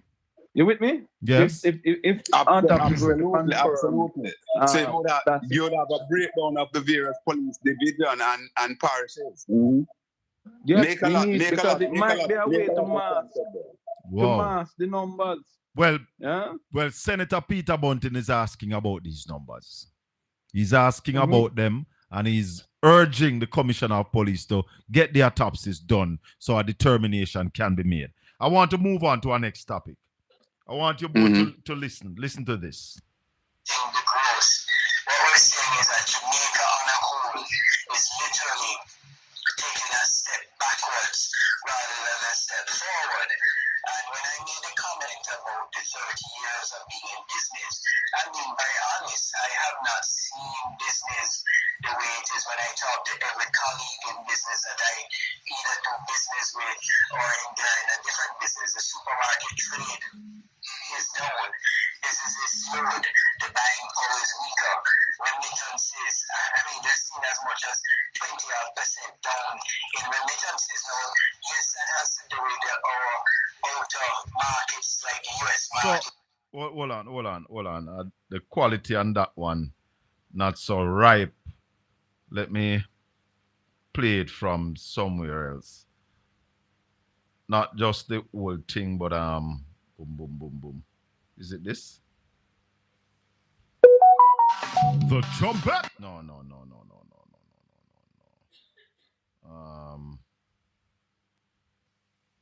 Let me see if it's this one. Trying to find a clearer one, gentlemen. Comrade! Trying to find a clearer one. Let me find a clearer one. Because the audio on that one, if we try to turn it up, it's going deaf now. So, I think I should be able to find it here. Commercial banks, because they have a big part to play in knowing their rates. But what I'll say to you, just like any other businesses operating out there, when you have a devalued currency and the dollar moves to 165 or 162 to 1, and you buy your goods and services or your raw materials and you bring it in, it takes a while for the pass-through effect to take place. So I'm not sure how the banking sector operates and if there's a what they call a timing thing that needs to happen. But You know, yes, the Bank of Jamaica needs to pressure them, but I think more needs to be done to get our rates and policies in place to allow banks to lend money, to allow businesses to be competitive on the global sphere. Everything's going to start going haywire, and I'll tell you something, the government better call election quickly because the balloon is about to blow. The economy is in the worst position that I have ever seen it in my 30-odd years of business. The buying power is the weakest. Remittances are down. Tourism is struggling. Everything is struggling. And what are we doing? We're doing things to stifle the economy with our monetary policies coming from the Bank of Jamaica and the Ministry of Finance. People out there that are living and working in Jamaica may all seem fine and dandy when the politicians step out on stage and speak Gentlemen, isn't Omar Azan sounding very political by saying the Prime Minister need to call election now, the balloon is going to burst? Ed Boy, you want to go first? If by political you mean speaking the truth, I don't know how to interpret it, but I can tell you, I value the opinions of Mr. Hazan. Conrad? Never support. Go finish, Ed Boy. Finish up.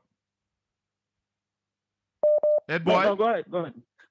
No, I'm saying go ahead. Let Conrad. Go ahead, Conrad. Come in. Conrad. We're not hearing Conrad. We lost him. Yeah, it's reconnected. Oh, I was muted. Oh, okay. Yeah. Go ahead. I was saying, Colin, I really don't think so.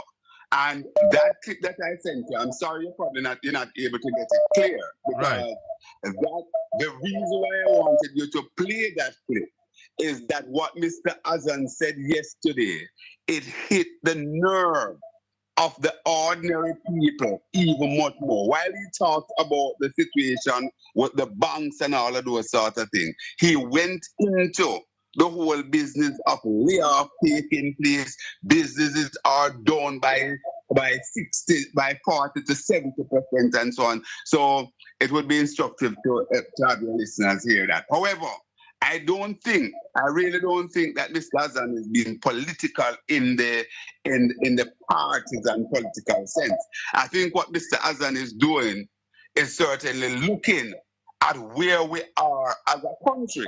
And he may very well be saying that, listen, the government of the day, Jamaica, is basically on a particular trajectory as it relates to their policy decision. And it doesn't seem where they wish to change. So the government should call the election and allow the people to have their say. And when they vote now for the People's National Party, then certainly the PLA would not be able or could not continue on the same trajectory. If we continue, what the Southern is warning is that everything, all the ducks that are lined up now as it is under this wholeness-led administration, they are there pointing in the direction of disaster. In disaster, that's clearly what he's saying. So he's saying that, listen, go to the people, give the people an opportunity to make their decision, and let's see if the people will make the foolish decision of continuing with this administration, with these policies that are in place, that is about to blow the Jamaican economy. That's simply what he's saying. We heard, and that's what I use from what he's saying at any rate. We heard Richard Pandui. We heard Richard Pandui also saying that as it relates to manufacturers, the tariff is doing to them worse than what COVID did to them. We don't hear the government mentioning anything like this. What should we take from that? No, Arbin Hill says that the tariffs will not affect local businesses, you know. Arbin is living in the same reality that Audley Shaw was living in 2007 when before he became minister, to say, oh, no, the 2008 financial crisis now affect me. Yeah? And that is the same issue, because what Pandu now has to do is to look at diversifying markets, and companies in Jamaica and manufacturing need to look to Africa. Yeah? There's a growing market that's outside of North America where there's a tariff war. Yeah?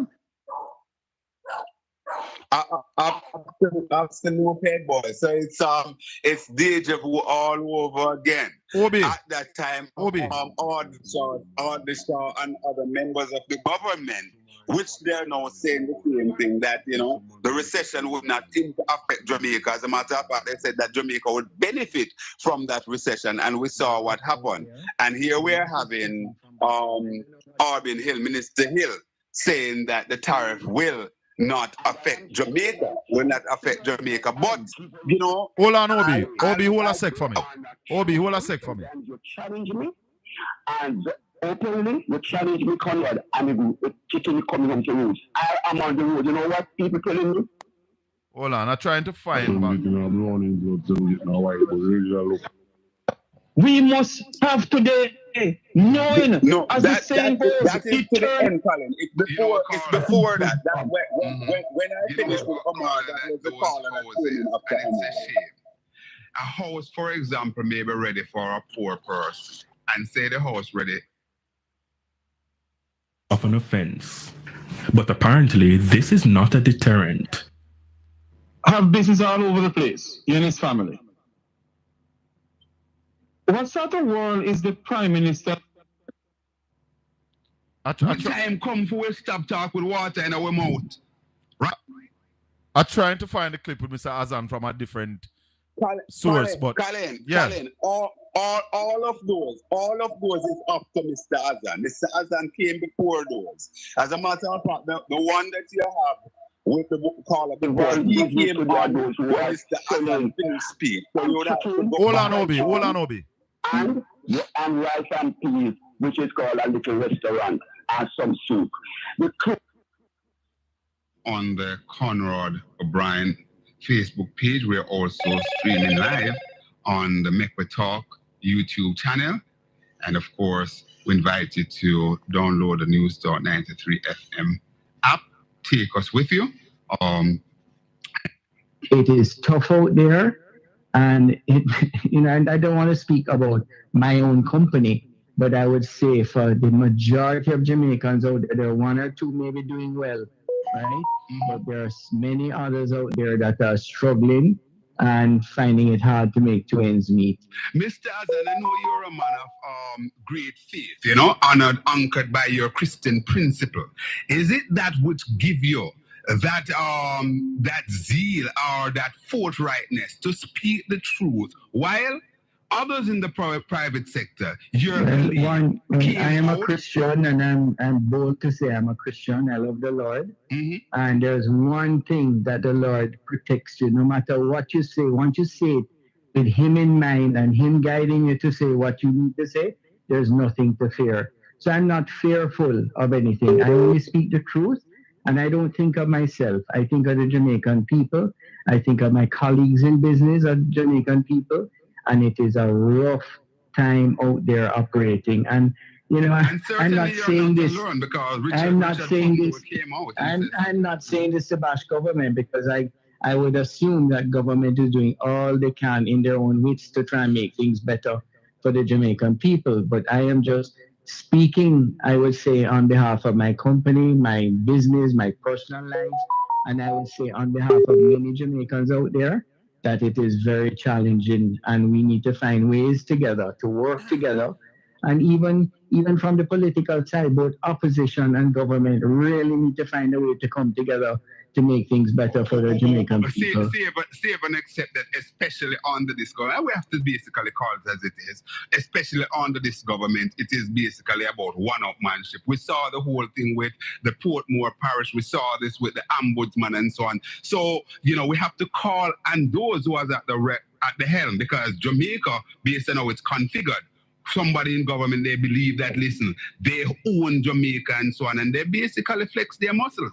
So, Mr. Azan, in terms of when you give the information that you have given out there, people pivot, in government, and they say, boy, but unemployment is down. But we're talking about $15,000 per minimum wage. Can I say something there? When you speak to business people out there, there are many businesses out there that are laying off, that are downsizing because of the challenges that they face ahead, and they're trying to protect their businesses to protect their people that are working with them. And from when you look at it, you spoke about the whole issue of the political side of things. I am looking at it from a different perspective, right? We have I'm one saying, government at a time, Mr. Azan. no, fully understand. But I think it's not necessarily the government that really can flex their muscle. Is it people of Jamaica that can flex their muscles and show them and mature them into what they will see and for the future of managing and leading. And we need to listen and take heed and listen to our people when they speak, because it's not pretty out there right now. I agree with you wholeheartedly, Mr. Omar Azan. So you're not daunted about from those who are coming to that another spin. But I want to just double down on this a bit. You just mentioned, and you're in the business. Your own family name is business in Jamaica. You're saying that from where you sit, a lot of layoff and downsizing taking place now, even though we talk about the high the low rate of unemployment. Yeah, and there's a lot happening. For example, in retail, clothing retail, you have Shein and Amazon and all those things, which are it's better for people to be able to afford. But what it does, a lot of businesses, for example, that have been in Jamaica operating for many years with a clothing line, and they bring in stuff and they sell. A lot of those will not be able to survive and sustain what's happening in the changes globally with Amazon and Shein or that Chinese company. I don't remember the name of it, but it's causing a lot of havoc in the marketplace. Alibaba and where changes take place, people have to wheel and come again and come up with a different idea of how to operate or start a new business. But I'm just saying, and when you look at it generally, when you stand back and look down and see Jamaica, there's a lot of changes, a lot of difficulties, and we need to find ways of working together to go through those waves and those rough waters that we see ahead of us. I'm closing, Mr. Azan, because I want to allow you to go back. Yes, and I have to go back. Yes. So in closing, you operate in a particular space. You're close to your people, close to your staff, close to the community that your business in. You find that more people are approaching you, asking you for help, and so on, and just Yes, the job market is very tight out there now. It's hard. There are a lot of people that are trying to find jobs that may have been laid off out there. And that is speaking from the ground. I don't know what some people may say publicly, but I'm telling you, I speak to a lot of people. I'm very on the ground with my people on the road in the whole community where I am located. And I'm able to guide and hear news and hear a lot of things going on with the people. So it's not pretty. I'm not one of those that like to preach doom and gloom, but it is a thing that I'm standing alone, because many of the private sector leaders seem to think a lot of it is all fine and dandy. But I will tell you, politics. And I will tell you, some of them may be playing politics and trying to protect government or opposition or whatever it may be. But I like to stand and speak the truth of what I'm feeling, what I hear others are feeling, and I'm not fearful of bringing it to the public sphere. Thank you very much, Mr. Omar Azan. That was Omar Azan there with Conrad O'Brien. Hobie, we have a caller. Hold on. Go ahead, caller. Yeah, good evening. Yes, sir. I'm living in Linstead, you see? Yeah. And we have 2 Azan stores in Linstead. Yeah. And the 2 of them shut down. I don't know if I the same Azan that. Are the same Azan that? Yeah, man, the one where they are crossroad. No, they are family. The one where they are crossroad, we have this big building where Regal Theatre was. Hold on, caller, 1 second. This Mr. Omar Azan, he is extensively in the business of manufacturing furniture. You know that the one, man, but the one is no family. Yeah, man, they are. It's the same family. So that's why I am saying the one that have the big business at Crossroad where the old Regal Theatre was. Yes. He had a branch in Linstead and he shut it down. And he had a brother have an branch against Dixon's drugstore that shut down too. So this Omar Azan not tell no lie. True. 2 branches in a Lynn State shut down. China them rent one of them. China take over 2 buildings. One of them leak out and a build a bigger building, but the one where the building across, the one from Crossroad, he only rent his business. He not sell the building, he only rent it. But him shut down. But you heard what Mr. Azan said? A lot of businesses are laying off. And he made a very serious point that a lot of people who used to in clothing are losing their business to Amazon, Shein, and the other Chinese company, Alibaba and those companies. All right. Yeah, but Chinese company right beside Azan, they come and make one big building just about the same size as his one. And literally, he might have end up a buy from them because where the price of them are carrying to them things that. Because they have portion and wharf, they have their knockoff, they have everything. Wow. And you let go of China, them pounds to match our business. Yeah, tell her. Because, because one China, they right beside Azan, and they have a family member in the world. Then I say the price where they sell for Azan, and to turn around and buy from them as well. Like them I wholesale and they buy to sell back. Wow. All right, Colin. Anything else? Yeah, man. Bless up. Obi. Yeah, it is quite interesting, and if you hear the things that Mr. Azan said, one other very instructive thing that Mr. Azan said, he said that listen, the people must understand their power. Yes. I don't know if you read into that. Hold on, Kojak, hold on. Yeah, Conrad, finish up. Yeah, man, I'm saying that Mr. Azan is saying that the people has the power. And that is something that, for example, Colin, you and I have been saying. Yes. You know, Mr. Azan is living this thing and so on. Mr. Azan business is somewhere on Church Street. I think his factory is there. So he is directly in touch with the day-to-day man from Kingston, St. Andrew, Manchester, all over the place, basically go to Mr. Azan's place. And if you notice, he also said, listen, a number of these people, he's out there by himself. Because a lot of the private sector people will not speak this truth. They're hiding it. I want to say good evening to I want to say good evening to Servant David. Good evening to Mama Joy, Sister Tanya. Good evening.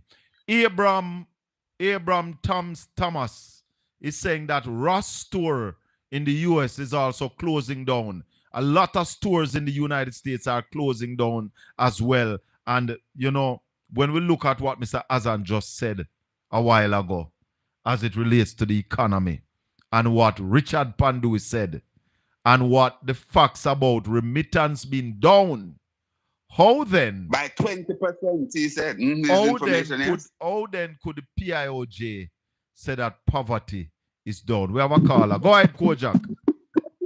Yeah, what I'm saying, Colin. Yeah. What Edward is saying about Wilmington and 400 vote, nothing like that. I won 3 elections from 2002. I won 3 elections, and not like that. What Edward is talking about. You won the 3 election in a Wilmington constituency?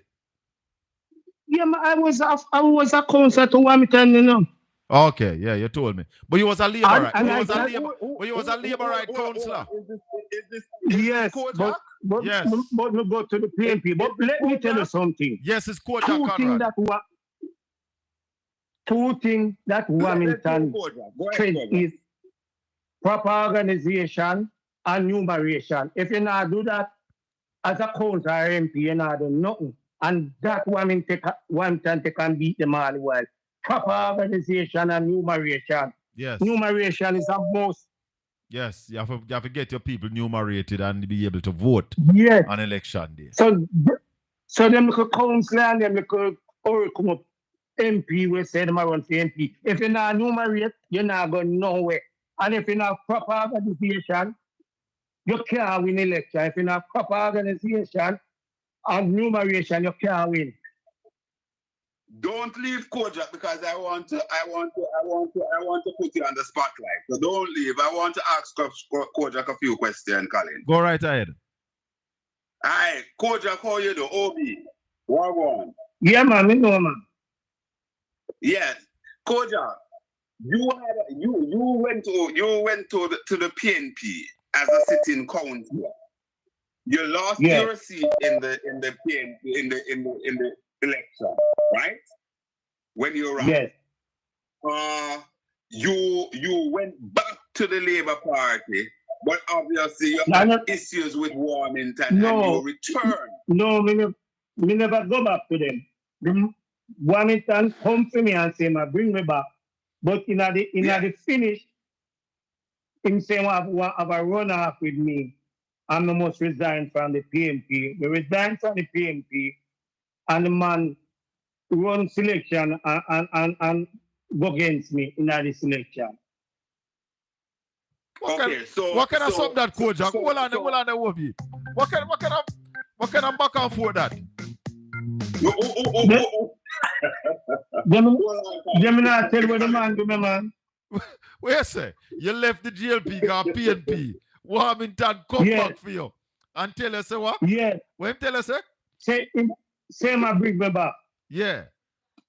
I'm gonna bring me back. And the day before that, when I selection, him call me the day before, I say, boy, me tell somebody say, me have come back. And he say me there for my one. From me him say that me know say he done. So him trick you if you left the PNP? Yes. And that him doing. So Kojak. Yeah. Kojak, where are you? Who are you working with? Are you working with young Dr. Wall? Are you working with Dr. Wall? No, I'm working with Carla. With who? Carla. Oh, Carla what? Okay, down there in central Clarendon. Good. Yes. My understanding, Kojak, is that Wall and his team did quite a bit of enumeration down there, and they're tightening up on the organization in Southwest. Can you speak to that based on your knowledge of the constituency? Well, I speak to him about numeration, and I couldn't tell if him do numeration or not. I couldn't answer that question. All right, stay with me one more second. One quick thing. Colin, sorry, Colin, not taking over your show, but Kojak said he is down there. That's a seat that we talk about. We talk about Ed boy have some views on it. Central Clarendon. Paula, what is the candidate there? That's a Mike Henry seat. Kojak said he is there. Kojak, talk to us. What are you picking up in Central Clarendon with Paula and the PNP? Obi, we up today, Carla was with me.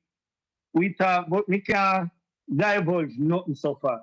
We can't say nothing on the matter. We have to just keep it. We are doing the work we are doing. We have to just hold it tight. All right. I won't press you. I understand. No problem. Colin, I don't know if you want to ask for anything else. No, I was just going to ask him exactly about the seat, but that's all right. Because you know that this evening we have the divisional conference for the Oak Bay and the St. Margaret's Bay division down there in West Portland. And we are going to be heading down there. We intend to carry portions of it live right here on Portland Spice TV. So it is after 6 o'clock. So we are going to be closing off here and join you back from the divisional conference down there in Shrewsbury. Oh, all the best, Colin. Just send the link and we'll watch it. All right, my brother. One Kojak, long time no see you. Give me a call. I need to talk to you. All right, Kojak. All right, never do that. Yeah, man. Give me a call, please. Yeah, all man. Right, all right, cool. Blessings. Yeah. All right, Toby. Give thanks. Later. Every time. Yeah, man. Ladies and gentlemen, viewers on Portland Spice TV, let me thank you. Let me thank Mikael Phillips for coming on and giving us the information as it relates to JUTC. Want to thank everybody in the chat room. Join us in maybe about another hour from now. We are going to be coming to you live from the joint divisional conference between the St. Margaret's Bay Division and the Oak Bay division that will be down there in Fruitful Vale Primary School at Shrewsbury. Now, we don't know how good the cell signal down there is, but we're going to be doing our best to bring you that conference live right here on Portland Spice TV. So if you have not yet subscribed to the channel, please subscribe. If you want to donate, go to our profile and you'll see how to donate to Portland Spice TV. Become a Portland Spice ambassador. Send the channel to all the people in your contact. Ask them to subscribe. Click the notification bell. Like up the video and join us whenever we are on. You're on. May the good Lord bless and keep you. Make his face shine upon you and be gracious unto you. The Lord lift up his light and give you his peace. Until we meet again, God bless you.